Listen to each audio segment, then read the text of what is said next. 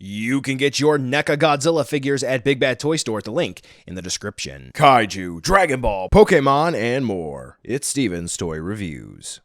Hey, howdy, hey there, collectors. It's Steven here, and I'm bringing you another Godzilla review. I seem to do a lot of those. Today, we're going to be taking a look at the NECA Godzilla 1984. Okay, because people are going to be nitpicky about it. 1985 Return of Godzilla figure. Now, some folks are going to be confused.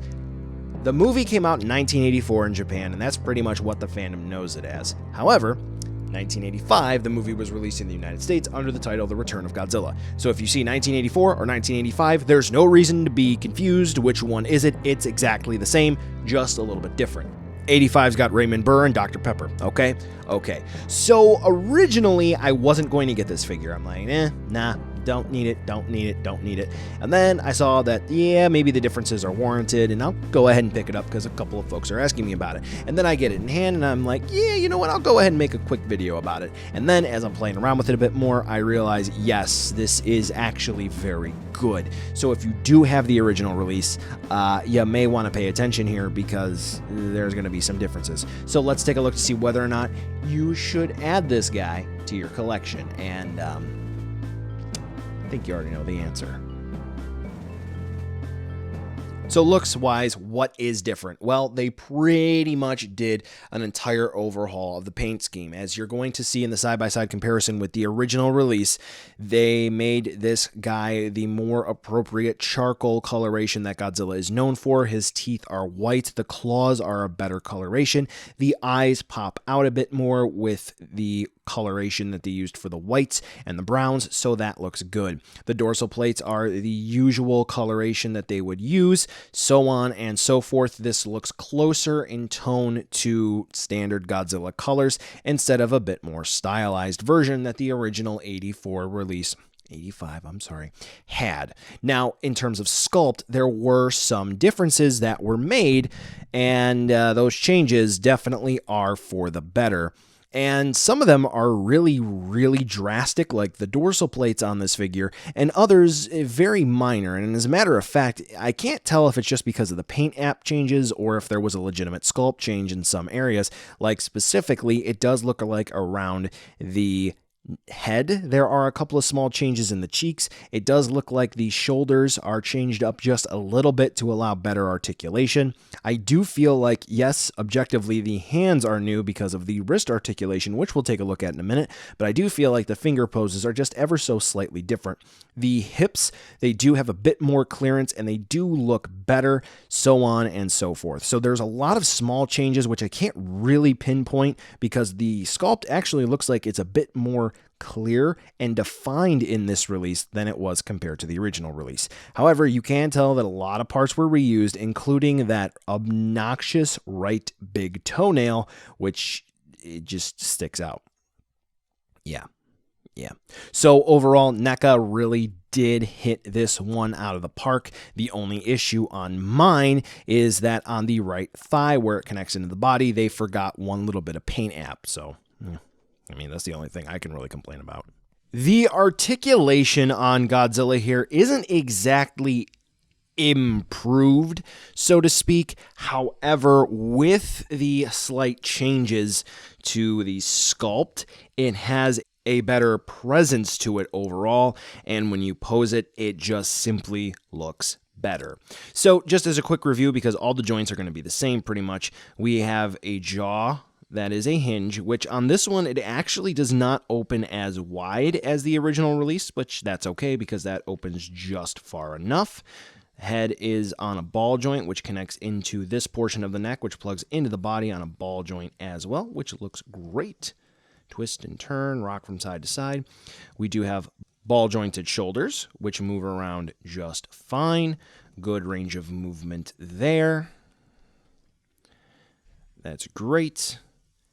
We do have hinges at the elbows, where there's also a swivel. So that's good. So we can put Godzilla in a nice classic pose. And what puts this figure a bit above the original release is that we have swivel and hinge hands. The original release just had ball jointed hands, so they were permanently like this, and you can just sort of rock them around. Here we can put them in a more neutral Heisei Godzilla pose, and more so the 84 design, 85, has a pose that's usually like this, with the hands sort of turned up, so this makes it look a bit more natural. We do have a ball jointed ab crunch, which, when loosened, you get a lot of range of movement out of, but when it's sort of like room temperature, can't really move it too much. But we can twist and turn it from side to side, which when you have Godzilla turned like that, look how great that looks. Let me just sort of line the dorsal plates up a bit more. Yeah, that's pretty intimidating.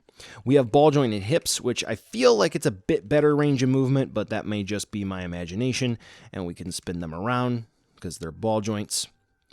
We do have hinges at the knee, swivel around. We do have effectively ball jointed ankles for ankle rocker movement, moving forward and back. And for the tail, we have ball joints up until the bendy wire. And we have 1, 2, 3, 4, technically 5 ball joints. Yes. Now, I did a rather good comparison, I would say, on my Patreon preview for this release. So if you want to check that out, it'll be up there. But overall, for the articulation, it's very good. Now, one other thing, a lot of NECA figures lately have been very stiff out the box. So if you got a stiff boy, run them under some hot water. Like my tap water gets hot enough to do it. That'll be fine. Or just take a blow dryer before you go ham-handing it and breaking your Godzilla. Nobody wants that. Unlike the 1954 boxed reissue that they did, this Godzilla does not come with a beam, so they weren't able to just even change up the sculpt a little bit or somehow finagle a stand for one of the beams. This guy comes with nothing. However, there are a lot of folks who really want this figure because of the box, so I'll go ahead and throw it up on my turntable so this way we can get a 360 spin view of the box. Now, what's interesting is that they use the original sculpt for the promotional picture, so they couldn't even go back and update it, which is a bit disappointing. You think that they would do that, but c'est la vie. It is what it is. Yeah. So now we'll go ahead on over to a size comparison, which will be short, sweet, and to the point because I've already done a review on the original figure, which you can check out. I've already linked to that in one of the title cards. So yeah.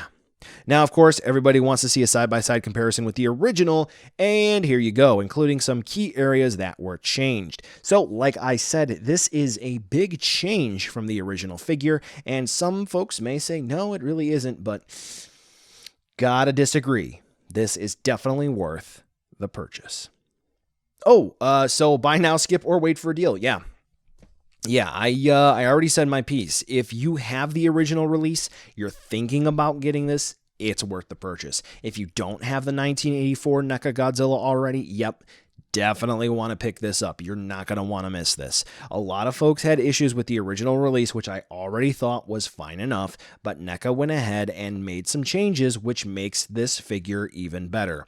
I've had this one sitting up on my Monsterverse shelf just because I didn't really have another spot for it, and when looking at it, and this is going to be a compliment, I feel as if some of the SH Monster Arts, some of them, have a specific quality to them which really does look very close to suit accuracy, and as some of you may know, that's not going to be the case for all of the NECA figures. However, seeing this up on the shelf in a more accurate pose, which this is able to take, if there's ever a Monster Arts 1984, I'll probably only get it to review. So that might be an interesting figure fight. Anyway, pick it up.